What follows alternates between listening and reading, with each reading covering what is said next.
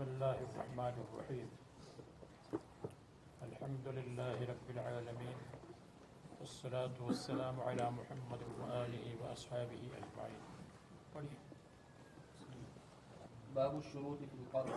وقال الليث حدثني جعفر بن ربيعة عن عبد الرحمن بن هرمز عن ابي هريرة رضي الله عنه عن النبي صلى الله عليه وسلم انه ذكر رجلا سأل بعض بني اسرائيل ان يسلفه 1000 دينار فدفعها اليه الى اجل مسمى. وقال ابن عمر وعطاء اذا اجله في القرض جاز. ترجمۃ الباب کا مقصد یہ ہے کہ اگر قرض کے اندر تاجیل کی شرط لگا دی، وقت مقررہ کی شرط لگا دی، اس کی پابندی ضروری ہے. ائمہ ثلاثہ کے نزدیک ضروری نہیں، مالکیہ کے نزدیک ضروری ہے. مصنف مالکیہ کے ساتھ ہے کہ ضروری ہے. قرض میں نفس تاجیل سب کے نزدیک جائز ہے، مؤجل کرنا، لیکن وہ اجل لازم کے درجے میں ہو، مالکیہ کے نزدیک ہے. اور کہتے ہیں کہ اگر مقروض کو اس سے تکلیف ہو تو پھر مالکیہ کے مذہب کے مطابق اجل لازم ہونا چاہیے. جیسے کسی کو 10 لاکھ کا قرض دیا 10 سال کے لیے اور 1 سال میں مانگ رہا ہے تو وہ کیسے دے گا؟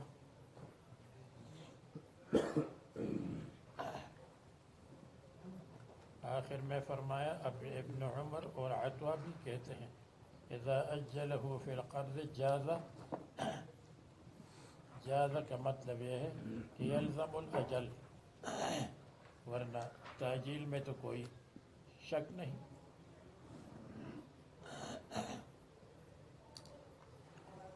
باب المکاتب وما لا يحل من الشروط التي تخالف کتاب اللہ. یہ ترجمۃ الباب پہلے گزر چکا ہے. اس کا مقصد یہ ہے کہ مصنف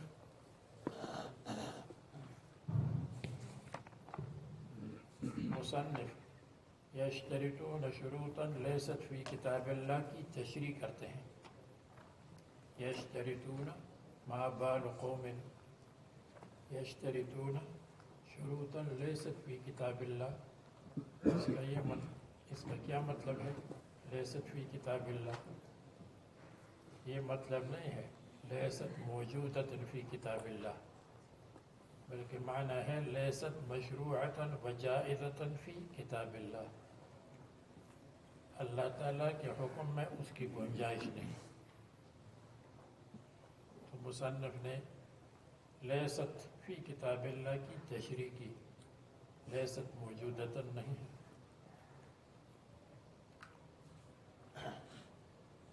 شروط التي تخالف کتاب اللہ، اللہ کے حکم کے مخالف ہو.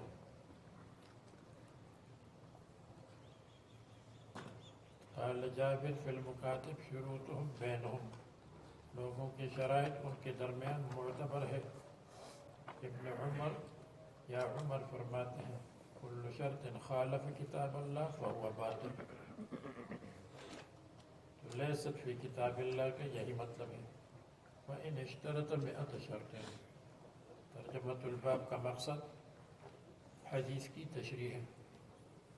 پڑھو.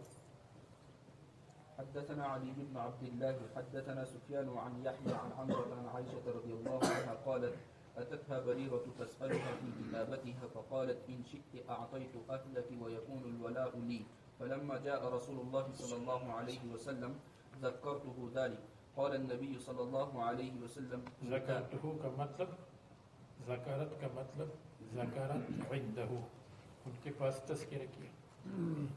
ابتاعيها فأعتقيها فإنما الولاء لمن أعتق. ثم قام رسول الله صلى الله عليه وسلم على المنبر فقال ما بال أقوام يشترطون شروطا ليست في كتاب الله. من اشترط شرطا ليس في كتاب الله فليس له وإن اشترط 100 شرط. لیست فی کتاب اللہ کی تشریح ہو گئی کہ یہ مخالفت لکتاب اللہ، اور کتاب اللہ کی تشریح ہو گئی کہ کتاب اللہ سے مراد حکم اللہ ہے، قرآن کریم ہو یا حدیث ہو۔ باب ما یجوز من الاشتراط، جو شرائط جائز ہے، والسنیہ فی الاقرار، اور اقرار میں استثناء جائز ہے۔ ترجمۃ الباب کا مقصد یہ ہے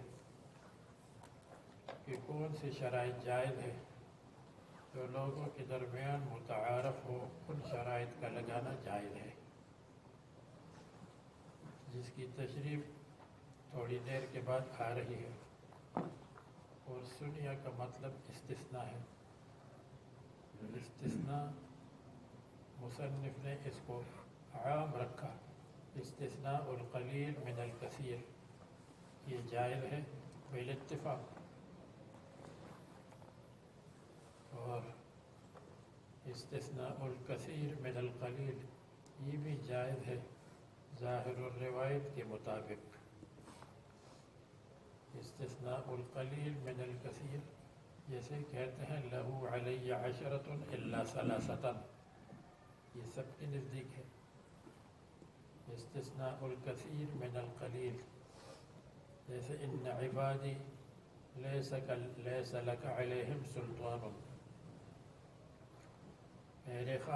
میرے بندوں پر شیطان کا غلبہ نہیں ہوگا، کسی پر نہیں ہوگا، علی احد الا من اتبعک من الغاوین، مگر گمراہوں پر شیطان کا غلبہ ہوگا، شیطان کا تسلط ہوگا۔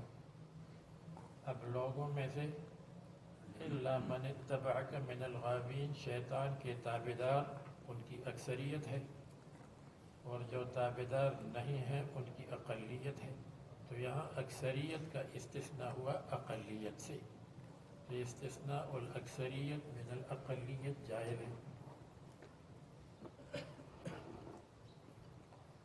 استثناء میں یہ ایک اختلاف کہ استثناء الکثیر من القلیل جائز ہے یا نہیں۔ بعض علماء جائز ناجائز کہتے ہیں، لیکن جائز ہے۔ دوسرا مسئلہ یہ ہے کہ اگر کوئی یہ کہے کہ لہو علی عشرۃ الا ثلاثۃ، تو احناف کے نزدیک اس کا مطلب یہ ہے کہ لہو علی سبعۃ، اس کے میرے اوپر 7 ہے، اور جو ثلاثۃ ہے مسکوت عنہ ہے، اس کے بارے میں معلوم نہیں ہے یا نہیں۔ اور شافعیہ کا مسئلہ کیا ہے؟ شافعیہ کہتے ہیں کہ اگر اس بات سے نفی کا استثناء ہو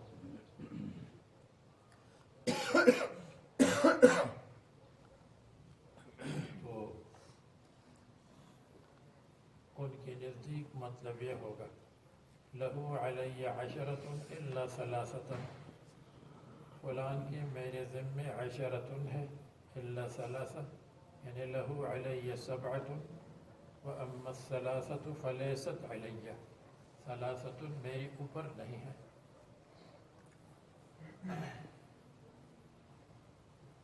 تو احناف کے نزدیک جب استثناء کریں گے تو باقی مسکوت عنہ ہوگا، اور شافعیہ کے نزدیک جب استثناء کریں گے، اس بات کریں گے، تو اس کا مقابل منفی ہوگا۔ جیسے لہو علی عشرۃ الا ثلاثۃ میں سبعۃ ثابت ہو گئے اور ثلاثۃ منفی ہو گئے۔ احناف کی دلیل، احناف یہ کہتے ہیں کہ لا صلاۃ الا بطہور، نماز نہیں ہے مگر طہارت کے ساتھ۔ اس کا خلاصہ ہے الطہارۃ لازمۃ للصلاۃ، طہارت لازم ہے صلاۃ کے لیے۔ اس کا یہ مطلب نہیں لے سکتے کہ صلاۃ طہارت کے لیے لازم ہے اور غیر صلاۃ کے لیے منفی ہے، اس لیے کہ غیر صلاۃ کے لیے بھی طہارت ثابت ہے، جیسے مس القرآن، قرآن کریم کو مس کرنا، اس کے لیے طہارت لازم ہے۔ تو شافعیہ جب یہ کہتے ہیں کہ جب استثناء میں ایک جانب مثبت ہو تو دوسری جانب منفی ہوگی، تو اشکال ان پر وارد ہوتا ہے۔ لا صلاۃ الا بالطہور، الا بطہور میں اس کا خلاصہ ہے الصلاۃ الطہارۃ لازمۃ للصلاۃ، تو اس منفی یہ ہوگا کہ طہارت صلاۃ کے لیے لازم ہے اور غیر صلاۃ کے لیے منفی ہے، حالانکہ غیر صلاۃ کے لیے بھی کبھی کبھی لازم ہے۔ یہ تو احناف کی دلیل ہے۔ شافعیہ کی دلیل یہ ہے کہ جب اثبات ہو، یعنی جب استثناء میں اثبات ہو تو ما سوا منفی ہوگا، اور اگر استثناء میں منفی ہے تو اس کا مقابل مثبت ہوگا۔ کہتے ہیں لا الہ الا اللہ، لا الہ الا اللہ۔ شافعیہ کہتے ہیں اس کا خلاصہ یہ ہے اللہ معبود، اللہ معبود ہے، اور اس کے بالمقابل غیر اللہ لیس بمعبود، غیر اللہ معبود نہیں ہے، یہ معنی صحیح ہے۔ اور احناف کا مطلب لیں گے تو احناف کہیں گے لا الہ الا اللہ، اللہ تعالی معبود ہے، اور غیر اللہ معبود ہے یا نہیں مسکوت ہے، حالانکہ غیر اللہ معبود نہیں ہے، مسکوت تھوڑا ہے۔ یہ دلیل سمجھ میں آ گئی شافعیہ کی؟ لا الہ الا اللہ، صرف ایک اللہ معبود ہے، اور ما سوى اللہ معبود نہیں، بالکل ٹھیک ہے۔ اور یہ کہنا کہ ما سوى اللہ مسکوت ہے، معبود ہے یا نہیں یہ معلوم نہیں، یہ تو غلط ہے۔ احناف اس کے جواب میں کہتے ہیں کہ اصل مطلب تو یہی ہے کہ غیر اللہ کا معبود ہونا مسکوت ہے، لیکن دوسری دلائل سے یہ ثابت ہے کہ غیر اللہ معبود نہیں ہے۔ دوسری دلائل کا تقاضا یہ ہے کہ غیر اللہ معبود نہیں ہے۔ یہ جھگڑے ہیں اصول کی کتابوں میں۔ جب ہم اصول کی کتابیں پڑھتے تھے، ہمارے یہاں اصول کی بہت کتابیں پڑھتی تھی، اصول الشاشی، نور الانوار، حسامی کی شرح مولوی علی الحسامی، مسلم الصبور، توضیح، تلوی، یہ سب پڑھتے ہیں۔ تو ہمارے ایک ساتھی تھا، ہمارے ساتھ تکرار کرتا تھا، میرا حافظہ کمزور تھا، ان کا حافظہ قوی تھا، تکرار کرتا تھا تو مجھے اصول کی کتابوں میں شبہات بہت آتی تھی، اعتراضات، تو میں وہی کہتا تھا کہ یہ کیسے ہے، یہ غلط ہے، یہ سمجھ میں نہیں آتا، یہ سمجھ میں نہیں آتا۔ ان کو غصہ آتا تھا، کہا تکرار نہیں کریں گے، چھوڑ دیں۔ اصول کی کتابوں میں یہ چکر ہوتا ہے۔ تو بہرحال اصل میں دیکھنا پڑتا ہے کہ کبھی قرائن کی وجہ سے استثناء میں یہی مطلب ہوگا، کیا مطلب ہوگا کہ جب استثناء کیا جائے اور کوئی کہ اثبات کیا جائے تو اس کا مقابل منفی ہوگا، جیسے لا الہ الا اللہ میں اثبات ہوا، اثبات المعبودیت للہ، تو ما سوا منفی قرائن کی وجہ سے، دلائل کی وجہ سے، اور کبھی کبھی دلائل کی وجہ سے ما سوا مسکوت ہوگا، جیسے لا صلاۃ الا بطہور، یعنی الطہارت، خلاصہ یہ ہے الطہارت لازمۃ للصلاۃ، اور اس کے علاوہ غیر صلاۃ اس کے لیے طہارت ہے یا نہیں یہ مسکوت ہے، کہ غیر صلاۃ کے لیے بھی طہارت ہوگی، جیسے آپ کو مس قرآن بتلایا، اور کبھی غیر صلاۃ کے لیے طہارت نہیں ہوگی، جیسے تلاوت کرنے کے لیے طہارت ضروری نہیں ہے۔ تو کبھی یہ اور کبھی وہ، تو یہ جھگڑے کی بات نہیں، قرائن اور دلائل کی بات ہے۔ کبھی قرائن سے پتہ چل جائے گا کہ ما سوا منفی ہے، کبھی قرائن سے معلوم ہو جائے گا کہ ما سوا مسکوت ہے۔ اور اصولیین نے اس پر جو بحث کی ہے تو اللہ تبارک و تعالیٰ انشاءاللہ آپ کو دکھائیں گے بھی نہیں کہ وہ کتنی لمبی چوڑی بحث کی ہے، تلوی کی حواشی میں اور دوسری کتابوں کے حواشی میں، اس کے لیے کئی دن مطالعہ کے لیے چاہیے۔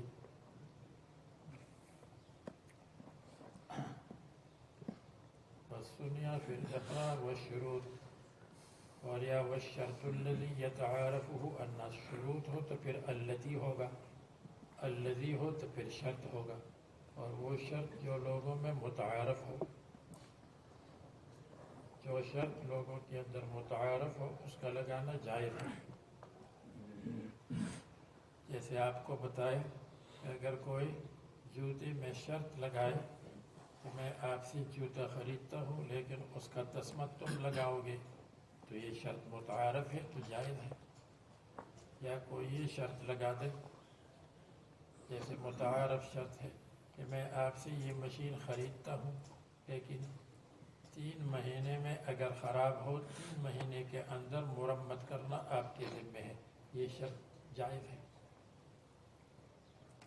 وَإِذَا قَالَ مِئَةٌ إِلَّا وَاحِدَةً أَوْ سِنْتَيْنِ، تو اس کے معنی یہ ہے کہ مِئَةٌ إِلَّا وَاحِدَةً یعنی 99 ہے، یا سنتین کا استثناء کرے تو 98۔ وقال ابن عين عن ابن سيرين قال رجل لكريه ارحل ركابك، ایک آدمی نے کہا لکریہ للمکاری، کرایہ پر دینے والا مالک الدابہ، مالک الدابہ سے کہا کہ ارحل رکابک، تم اپنی سواریوں پر پالان ڈال دو، میں ان کو لینے والا ہوں اور یہاں سے کیپ ٹاؤن جانے والا ہوں۔ فَإِن لَّمْ أَرْحِلْ مَعَكَ يَوْمَ كَذَا وَكَذَا، پس اگر فلان دن تک میں نے سفر نہیں کیا اور میں تیار نہیں ہوا، فَلَكَ 100 درہم، تو آپ کے لیے 100 درہم ہے۔ تو مصنف فرماتے ہیں یہ جائز ہے، اور ہم اور شافعیہ کہتے ہیں کہ یہ جائز نہیں ہے، یہ عربون میں داخل ہے، عربون میں، اور عربون اس کو کہتے ہیں کہ میں آپ سے مکان کرایہ پر لیتا ہوں اور اس کے لیے تم پیش کی 1000 رین لے لو، اگر میں نے مکان کرایہ پر نہیں لیا تو یہ 1000 آپ کے ہو جائیں گے، اس کو عربون کہتے ہیں۔ اور حدیث میں اس کی ممانعت آئی ہے، یا یہ کہ میں آپ سے مکان خریدتا ہوں، وعدہ ہے، اور 5000 لے لو، اگر میں نے مکان نہیں خریدا تو 5000 آپ کے ہو جائیں گے، یہ عربون ہے۔ ابن ماجہ میں اس کو ناجائز کہا۔ ابن ماجہ کی سند تو ضعیف ہے لیکن دوسری اسانید موجود ہیں۔ البتہ میں نے آپ کو بتایا تھا کہ اس صورت میں اگر یہ کہے مثلا میں نے حال کو بک کر دیا فلان تاریخ کے لیے،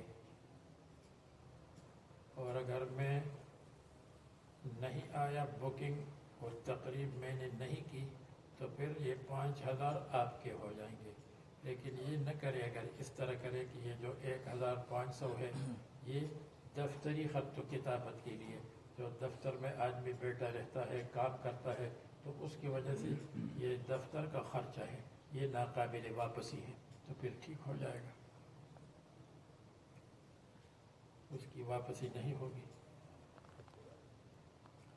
فقال شریح کی نزدیک یہ جائز ہے، من شرط علی نفسه طائعا، اور اسی طرح باقی بعض حضرات کی نزدیک بھی یہ عربون جائز ہے، لیکن احناف شافعیہ کی نزدیک جائز نہیں۔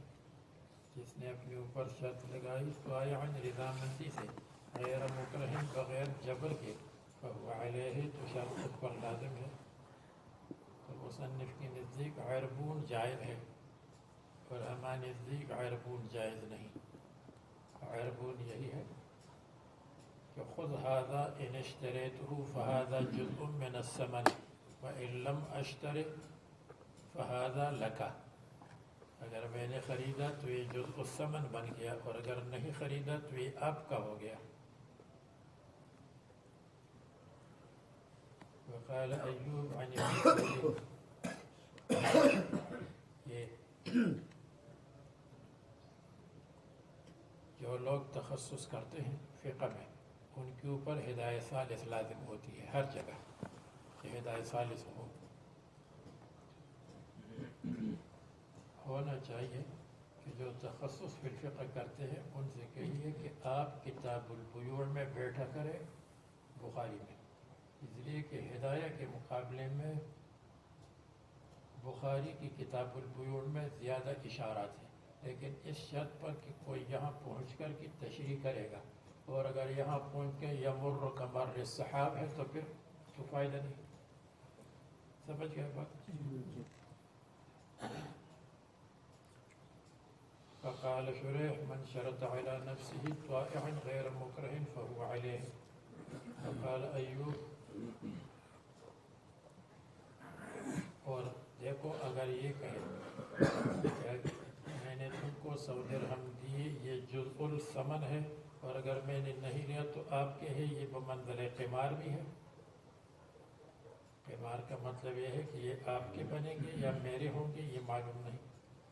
ایوب نے کہا عن ابن سیرین ان رجلا باع طعاما، طعام کو بیچا، وقال ان لم آتک الاربعاء اربعاء، اگر میں آپ کے پاس بدھ کے دن تک نہیں آیا تو میرے اور آپ کے درمیان بیع ختم، فلم یجئ، تو بیع ختم ہو جائے گی۔ ہم بھی یہ کہتے ہیں کہ یہ بمنزل خیار شرط ہے، تو جیسے خیار شرط میں کہتے ہیں کہ 3 دن میں مجھے واپس کرنے کا اختیار ہے، تو یہاں بھی یہ کہا کہ بدھ کے دن تک اگر میں نہیں آیا تو یہ خیار رد کی طرح ہے، جیسے خیار شرط میں واپس کرتے ہیں تو بدھ کے دن تک آنا یہ ہاں ہے، اور بدھ کے دن تک نہ آنا رد، یہ واپسی ہے، جیسے خیار شرط میں واپسی کرتے ہیں، یہ جائز ہے۔ یہ ایسا ہے کہ جیسے مشتری 3 دن میں نہیں آیا، مشتری خاص دن تک نہیں آئے تو عقد ختم ہو جائے گا۔ فَإِن لَمْ آتِكَ الْأَرْبَعَاءَ فَلَيْسَ بَيْنِي وَبَيْنَكَ بَيْعٌ فَلَمْ يَجِئْ، فَقَالَ شُرَيْحٌ لِلْمُشْتَرِ أَنْتَ أَخْلَفْتَ، شریح نے مشتری سے کہا أَنْتَ أَخْلَفْتَ، آپ نے وعدہ خلافی کی، آپ نہیں آئے، جب آپ نہیں آئے فقضى علیہ، تو ان کے خلاف فیصلہ کیا کہ عقد ختم، تم کیوں نہیں آئے؟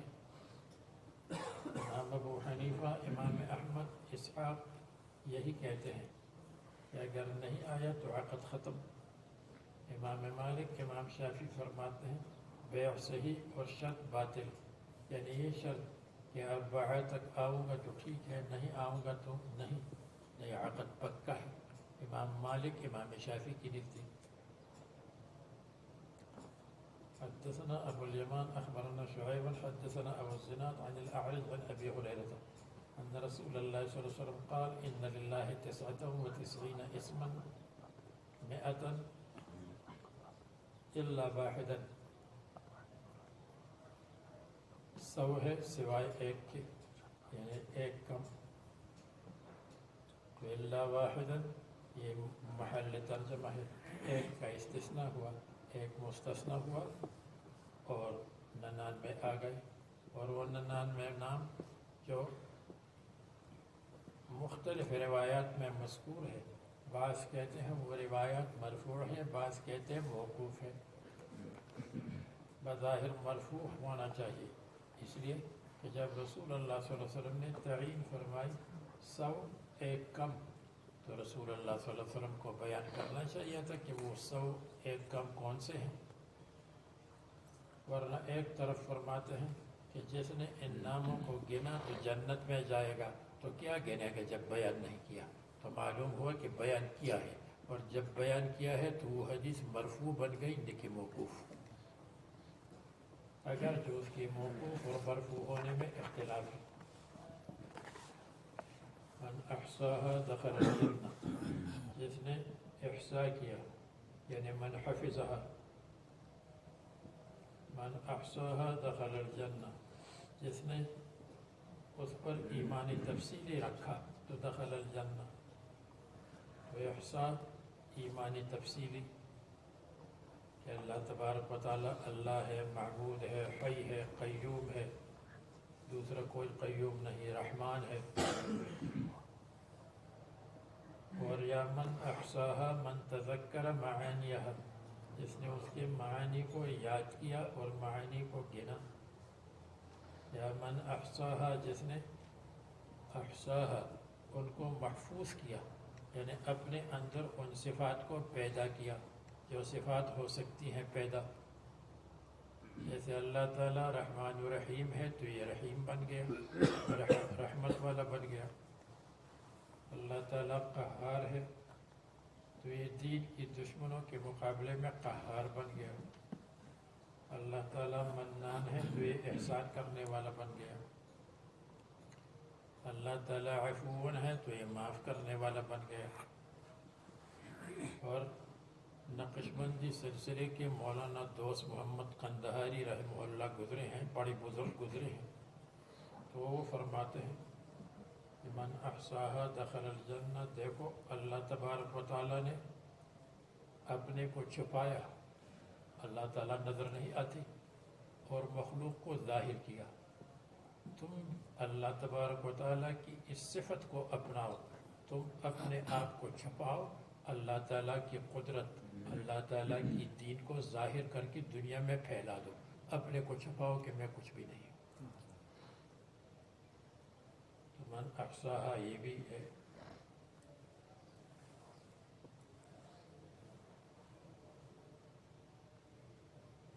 اور احصا اس کی لغوی معنی ہے العد بالحصا، جس نے ان کو شمار کیا. اگر یاد نہ ہو تو العد بالحصا تسبیح کے دانوں پر پڑھنا، یہ بھی احصاء میں آ گیا، تسبیح کے دانوں پر پڑھا. باب الشروط فی الوقف، وقف کے اندر شرائط لگا سکتے ہیں. یہ بعد میں کتاب الوصایا ہے، تو وقف کے اندر براعت الاختتاب ہے، اس لیے کہ وقف کا مطلب یہ ہے کہ میرے مرنے کے بعد اس کا ثواب مجھ کو ملتا رہے. تو اس میں موت کی یاد آ گئی. وقف کا مقصد یہ ہے کہ مرنے کے بعد میرے لیے صدقہ جاریہ ہو. حدثنا قتيبة بن سعيد حدثنا محمد بن عبد الله الأنصاري حدثنا ابن عون أنبأني نافع عن ابن عمر أن عمر بن الخطاب أصاب أرضا بخيبر. وقف کس کو کہتے ہیں، وقف کی کیا شرائط ہے، یہ انشاءاللہ اسی کتاب الوصایا میں آئے گا.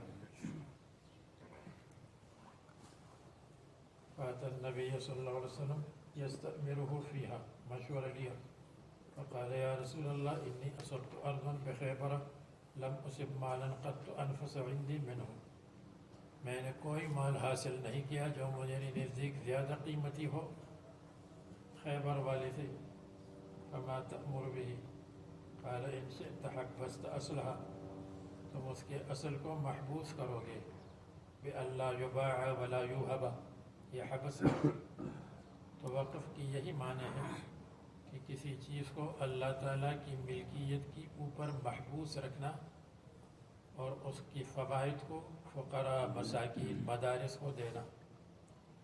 وتصدقت بها قال فتصدق بها عمر انه لا تباع ولا توهب ولا تورث، وتصدق بها في الفقراء وفي القربى وفي الرقاب وفي سبيل الله. في سبيل الله میں بھی براعت ہے، اس لیے کہ تم بھی اللہ کے راستے، موت اللہ کا راستہ ہے جو ہر ایک کے لیے مقرر کیا ہے. لو كانت الدنيا تدوم لواحد لكان رسول الله فيها مخلدا. اگر زندگی کسی کے لیے ہمیشہ ہوتی تو رسول اللہ صلی اللہ علیہ وسلم رہتے. ابن سبیل اس میں بھی براعت الاختتام ہے. تم مسافر کی طرح مالی، حضور رسول اللہ صلی اللہ علیہ وسلم فرماتے ہیں مالی ولی دنیا، میرا دنیا سے کیا کنیکشن ہے. وما انا الا کراکب استظل بشجرۃ فترکها وراح، میں ایسا ہوں جیسے کسی سائے کے نیچے آدمی بیٹھ جائے اور آرام کرے پھر چھوڑ کر کے چلا جائے. تو فی سبیل اللہ نزلنا ہاہنا ثم ارتحلنا کذا الدنیا نزول وارتحال، دنیا اس کا نام ہے، ٹھہرا اور چلا گیا. ابن سبیل فی سبیل اللہ، ابن سبیل میں بھی براعت الاختتام ہے کہ تم ابن السبیل اور مسافر ہو. اور مہمان، یہ بھی براعت ہے، تم اپنے آپ کو دنیا میں مہمان کی طرح سمجھو. مہمان 2-3 دن کے لیے آتا ہے. لا جناح علی من ولیہا، گناہ نہیں ہے جو اس کو متولی ہے تو اس میں سے کھائے بالمعروف، عادت کے مطابق. ویطعم غیر متمول، یہ بار بار حدیث آئے گی. قال ابن عون فحدثت به ابن سیرین فقال غیر متأثر مالا غیر جامع مالا. اس میں بھی براعت ہے کہ زیادہ مال ادھر ادھر کا غلط سلط مال اپنے لیے جمع مت کرو، آخرت کو یاد کرو، تم سے سوال ہوگا. ثم لتسألن یومئذ عن النعیم. پھر مصنف نے بسم اللہ الرحمن الرحیم لکھی اور پھر پڑھو. كتاب الوصايا. وقال الله عز وجل كتب عليكم إذا حضر أحدكم الموت إن ترك خيرا الوصية للوالدين إلى جنفا ميلا متجانف مائل. حدثنا عبد الله بن يوسف أخبرنا مالك عن نافع عن عبد الله بن عمر رضي الله عنهما أن رسول الله صلى الله عليه وسلم قال ما حق امرئ مسلم ليس له شيء يوصي فيه يبيت ليلتين إلا ووصيته مكتوبة عنده. تابعه محمد بن مسلم عن عمرو عن ابن عمر عن النبي صلى الله عليه وسلم.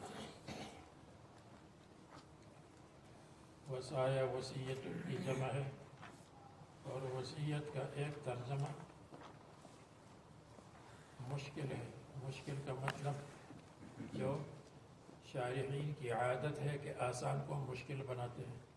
تبرع بحق مضاف الی ما بعد الموت، یہ اور ایک آسان تعریف ہے. یہ تو مشکل تعریف ہے. آسان تعریف ہے التملیک المنسوب الی ما بعد الموت، کسی کو مالک بنانا ہے جس کی نسبت ہو ما بعد الموت کی طرف، کہ میرے مرنے کے بعد فلان کو یہ دے دو، فلان کو یہ دے دو، ایک ثلث میں. التملیک المنسوب الی ما بعد الموت، یہ ہے آسان ترجمہ. اور تبرع بحق مضاف الی ما بعد الموت یہ مشکل ہے. استحساناً جائز ہے، قیاساً جائز نہیں، کیونکہ قیاس کا تقاضا یہ ہے کہ مرنے کے بعد تملیک آدمی نہیں کر سکتا. استحساناً خلاف القیاس جائز ہے. اور وصیت کبھی کبھی واجب ہے، کبھی مستحب ہے، کبھی مباح ہے، کبھی مکروہ ہے. وصیت واجبہ، کسی کے اوپر نماز اور روزہ ہے تو وہ وصیت کرے کہ میری طرف سے فدیہ دے دو.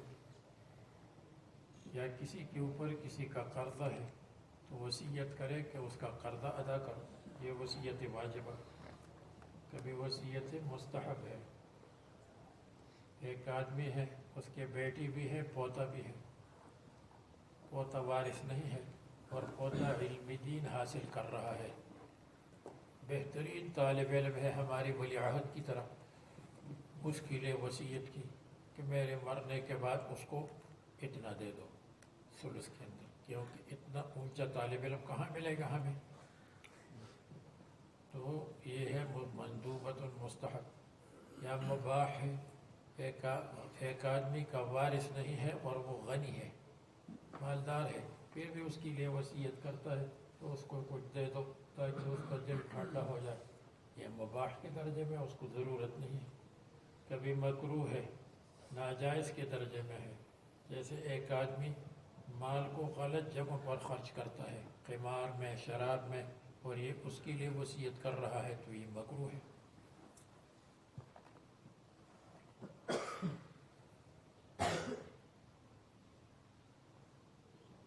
اور یہ جو وصیت ہے، کبھی کبھی وصیت کرنے کو وصیت کہتے ہیں، کبھی جس مال کی وصیت کی ہے موصی بہ، اس کو بھی وصیت کہتے ہیں۔ تو وصیت کرنے والے کو موصی کہتے ہیں، جس کے لیے وصیت کی ہے اس کو موصی لہ کہتے ہیں۔ جس چیز کے ساتھ وصیت کی ہے کہ میری کار ہے فلان کو دے دو، جیسے یہ کہ میری کار ہے 30 سال پرانی ہے، چلنے والی نہیں ہے، مولوی رضا کو دے دو تاکہ وہاں کھڑی رہے، اس لیے کوئی چلنے کی نہیں ہے، تو یہ وصیت موصی بہ اس کو کہتے ہیں۔ مصنف نے عادت کے مطابق کتب علیکم اذا حضر احدکم الموت ان ترک خیرا الوصیۃ، جب تم میں سے کسی کو موت حاضر ہو جائے تو تم پر فرض ہے، اگر مال چھوڑا ہے تو وصیت کرنا والدین کے لیے فرض ہے۔ وصیت والدین کے لیے فرض ہے، اس کی ایک توجہ، نمبر 1، ھذا منسوخ، وصیت والدین کے لیے منسوخ ہے، لا وصیت لوارث ہے، اور اس پر اجماع ہے۔ نمبر 2، یہ منسوخ نہیں ہے بلکہ الوصیت للوالدین الکافرین، اگر والدین کافر ہیں تو ان کے لیے وصیت کر سکتے ہیں، اس لیے کہ وارث نہیں ہے۔ نمبر 3، الوصیت للوالدین بالحصص الشرعیۃ، والدین کے لیے اور اقربین کے لیے وصیت کرے شرعی حصوں کے ساتھ۔ مثلا ایک ملک ہے جس میں خلاف شریعت قانون ہے، مثال کے طور پر ہم کہیں گے تھائی لینڈ کا کوئی بچہ ہے یہاں موجود یا نہیں؟ تو اس میں لڑکا اور لڑکی کا حصہ برابر ہے، اور میرے خیال میں اور بھی یورپی ممالک میں اس طرح ہوگا، لڑکا لڑکی کا حصہ برابر ہوگا۔ تو اس نے یہ وصیت کی اقربین کے لیے کہ لڑکی کو نصف دے دو، لڑکے کو ڈبل دے دو۔ یہ وصیت کیوں کہ حصص شرعیہ، اس لیے کہ وہاں شریعت کا قانون نہیں ہے، تو لڑکی کو برابر مل جائے گا، لڑکی کے لیے برابر نہیں ہے، تو اس نے کہا 2 لڑکے کو دے دو 1 لڑکی کو، یہ بالکل ٹھیک ہے۔ تو الوصیت بالحصص الشرعیہ فی دولت لا یکون فیہ قانون الوراثت الاسلامی نافذا و جاریا، یہ نمبر 3۔ نمبر 4 یہ ہے کہ للوالدین متعلق ہے ترکہ کے ساتھ، تو کیا مطلب؟ کتب علیکم الوصیۃ، تم پر وصیت کرنا مقرر ہے، ان ترک خیرا للوالدین والاقربین، اگر کسی نے مال کو چھوڑا ہو والدین اور رشتہ داروں کے لیے، تو والدین اور رشتہ داروں کے لیے مال چھوڑا ہے تو اسی مال میں کچھ حصے کی وصیت کرے۔ مغز میں بات آ گئی، ترکہ کے ساتھ تعلق ہو تو پھر تو منسوخ کی ضرورت نہیں۔ ترک مالا للوالدین، ترک مالا للاقربین، تو اسی مال میں باقی کے لیے وصیت کرے، باقی لوگوں کے لیے جو وارث نہیں ہے۔ نمبر 5، یہاں وصیت والدین کے لیے ہے بتقسیم الترکۃ، بتقسیم الترکۃ، والدین کو وصیت کرے کہ آپ نگرانی کر کے ہر ایک کو اپنا اپنا حصہ دے دے، تو ٹھیک ہے۔ وصیت کی والدین کو، اے والدین میں تو دنیا سے جا رہا ہوں، آپ نگرانی کر کے ہر ایک کا حصہ اس کو حق دے دے، اور حق دے دے.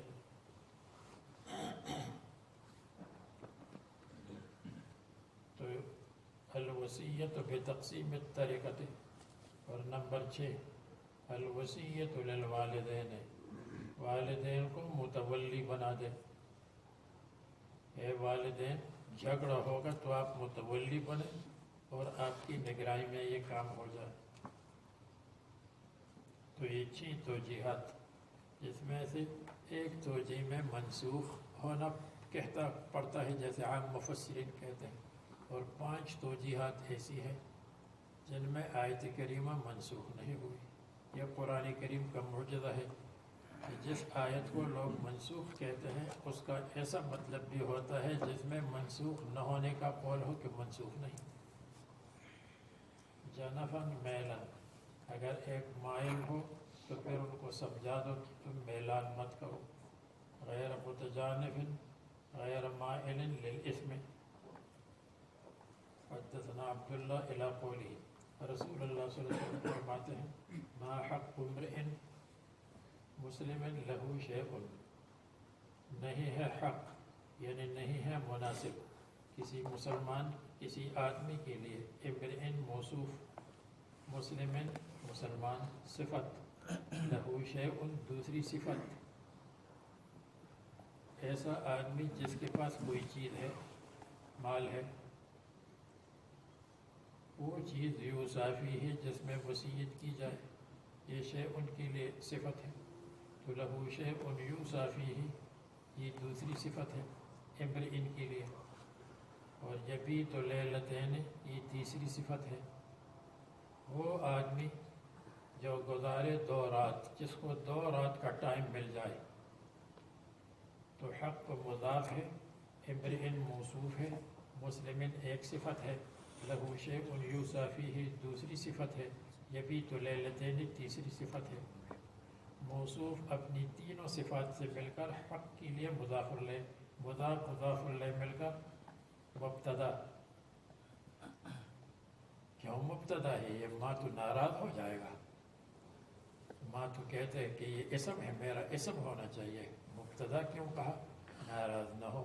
ماں صاحب آپ کو ناراض نہیں ہونا چاہیے، اس لیے بعد میں اللہ آیا ہے. جب اللہ آ جائے تو پھر ماں عمل نہیں کرتا، اس لیے اس کو مبتدا بنایا. انشاءاللہ جب آپ تدریس کریں گے تو یہ مسائل آئیں گے ہدایت النحو وغیرہ میں. تو اللہ استثناء. واو حالیہ. وصیتہ مکتوبۃ، یہ حال قائم مقام خبر. آسان لفظوں میں یہ خبر. تو حق امرئ الی آخرہ مبتدا، ما حق امرئ مبتدا، اور وصیتہ مکتوبۃ خبر.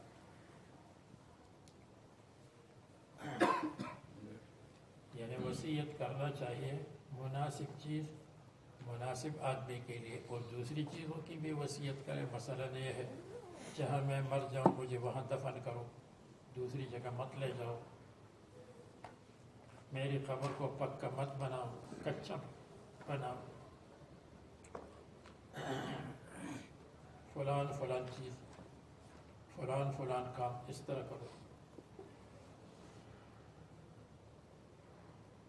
حدثنا ابراہیم بن الحارث حدثنا یحییٰ بن بکیر حدثنا زہیر بن معاویہ الجعفی حدثنا ابو اسحاق عن عمرو بن الحارث خطن رسول اللہ صلی اللہ علیہ وسلم. رسول اللہ صلی اللہ علیہ وسلم کے عمرو بن حارث حضرت جویریہ کے بھائی ہے. تو رسول اللہ صلی اللہ علیہ وسلم کا عام لوگوں کی زبان میں سالہ، بیوی کے بھائی کو کیا کہتے ہیں؟ سالہ. اور مہذب الفاظ میں اس کو کہتے ہیں برادر نسبتی، برادر اللہ. رسول اللہ صلی اللہ علیہ وسلم کے برادر اللہ ہے. أخي جوير بنت الحارث قال ما ترك رسول الله صلى الله عليه وسلم عند موته درهما ولا دينارا ولا عبدا ولا أمة ولا شيئا إلا بغلته البيضاء وسلاحه وأرضا جعلها صدقة. حدثنا خلاد بن يحيى حدثنا مالك بن المغول حدثنا طلحة بن مصرف قال سألت عبد الله بن أبي أوفى قال هل كان النبي صلى الله عليه وسلم أوصى؟ قال لا. یعنی لم یوص بالمال، مال کی وصیت نہیں کی. نعم اوصى بتحسین المآل، یہ وصیت کی کہ اپنی عاقبت کو بہتر کر دو. فقلت كيف كتب على الناس، كتب على الناس الوصية یا الوصیۃ، كتبت الوصیۃ او امروا بالوصیہ، قال اوصى بکتاب اللہ تعالیٰ کی کتاب کی وصیت کی. حدثنا عمرو بن زرارة حدثنا اسماعیل عن ابن عون عن ابراہیم عن الاسود قال ذكروا عند عائشة ان عليا كان وصيا، کہ حضرت علی خلیفہ بلا فصل تھے. شیعوں نے یہ بات پھیلائی تھی جو شیعوں کی طرح تھے. فقالت متى اوصى الیہ، فقد قلت مسندته الى صدری، میں نے تو اپنے سینے سے حضرت کو لگایا. یا قالت حجری، گود، یعنی لم یوص قبل مرض الموت ولم یوص بعد مرض الموت، فأين اوصى، فدعا بالطست تھالی. فقد ولقد انخنث رسول اللہ صلی اللہ علیہ وسلم، انخنث مال الى السکوت، چھپ گئے میری گود میں. فما شعرت انه قد مات فمتى اوصى الیہ، حضرت علی کی طرف کیوں کیسی وصیت کی کہ وہ خلیفہ بلا فصل ہو.